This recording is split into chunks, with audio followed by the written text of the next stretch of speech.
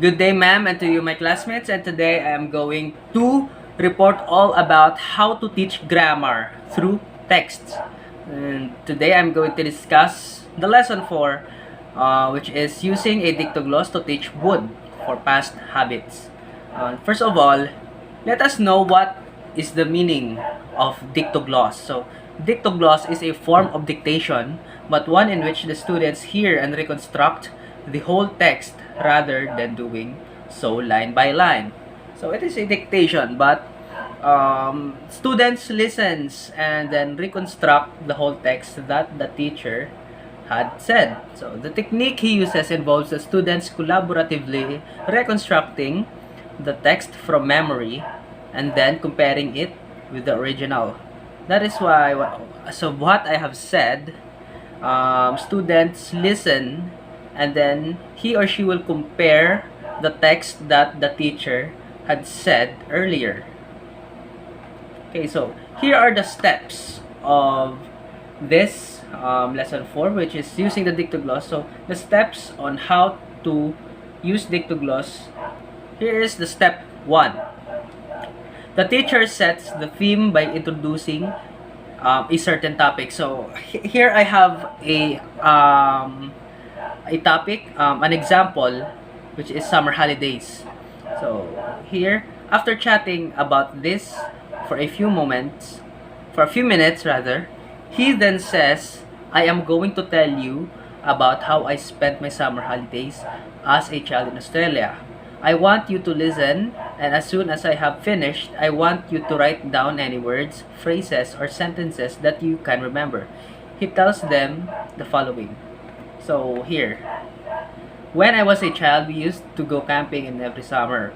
We'd choose a different place every year, and we'd drive around until we found a beach we liked. Then we'd pitch out tent as near as possible to the beach. We'd usually spend most of the time on the beach or exploring the country around about. We never went to the same beach twice. So here in step 1, the teacher will give a certain topic to his or her students, and he will then say that you students will listen, and after that you will discuss or you will reconstruct the topic that I had told you. So here is step 2. At a cue from the teacher, the students individually write down as much as they can recall, whether it will be individual words or group of words. So here the teacher will now tell the students that they can now recall what he or she had said. The story that he said, they will reconstruct it. Students will now reconstruct it, and they can do it with individual words and or group of words, sentence by sentence or paragraph by paragraph. So the teacher then tells the class working in groups of 3 that he wants them to compare with each other that they have noted down, and they try to reconstruct the text. So they will now discuss to their group, and then they will compare, the topic or the things that they recalled earlier from what they had listened or what they had noted. And during this stage, he is available to answer questions about vocabulary. Example, pitch a tent but does not intervene in the construction of the text. So here, a teacher can now ask questions.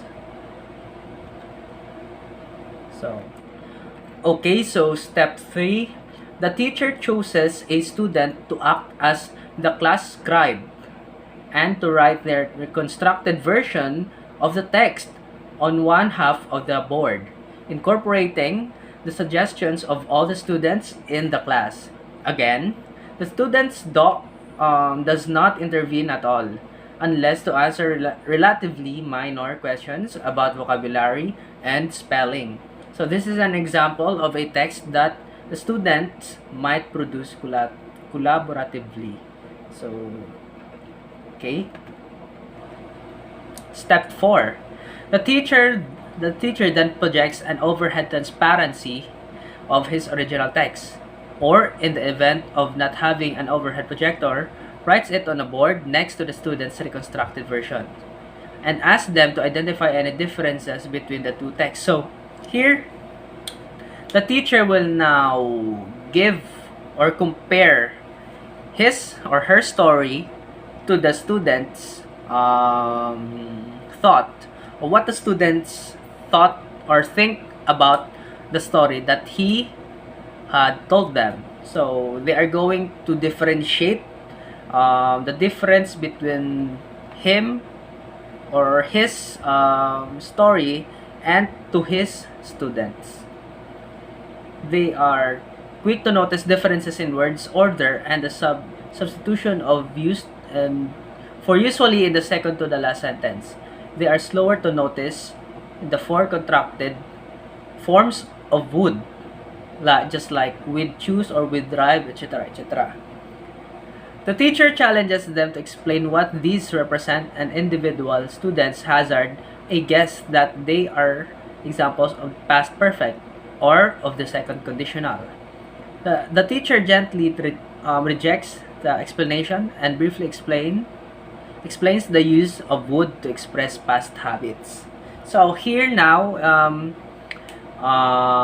we're going to notice that the substitution of the use is usually found in the second to the last of the sentence, which are contracted in the forms of would, which are the with choose or we would choose, or with drive or like we would drive. So in this stage or in this step, teacher will now use that example of the past perfect to explain further and briefly of what is the use of would in order to express past habits.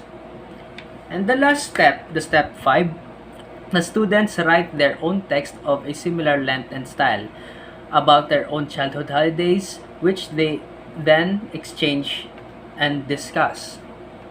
So, in the last step, students will now be given a chance to discuss their own experience, to discuss their own topic, they will use the similar length and style of how the teacher discussed his own story. So that is the 5 steps of using the dictogloss. Using the dictogloss to teach would past habits. So here is some evaluation. So the E factor. The role of noticing as a prerequisite for learning has been emphasized in the recent literature in the second language acquisition. Dictogloss technique provides a useful means for guiding learners towards noticing the gap between their present language competence and their target competence. It also allows learners at different levels to notice different things. So with the use of dictogloss technique, this can guide students to notice the gap or the difference of the present language that they are using, which is the second language, which can be seen in the second language acquisition in some literature subjects. And this also allows learner on different levels, whether high or in low levels, to notice different things, different mistakes. So the A factor. Some learners find the challenge of reconstructing text from memory forbiddingly difficult, especially if they view it as a test rather than learning exercise. Such learners need to be prepared gradually for dictogloss tasks by means of using very short text, even single sentences, or text that they have already seen in their written form. The teacher can also allow them to repeat hearings and can give them some explanation as to the purposes of the task.